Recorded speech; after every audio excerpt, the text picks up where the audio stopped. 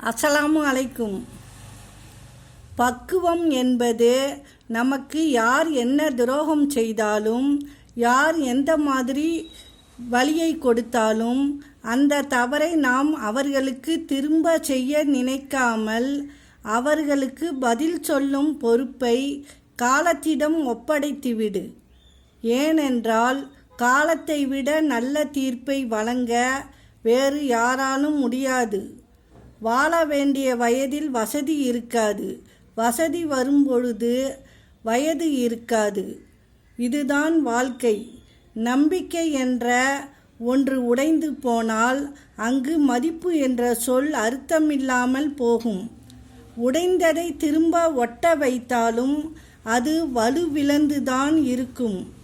மாற்றம் முதலில் கடினமாக இருக்கும், நடுவில் கொஞ்சம் குழப்பமாக இருக்கும், இறுதியில் மிக அழகாக இருக்கும். அஸ்ஸலாமு அலைக்கும்.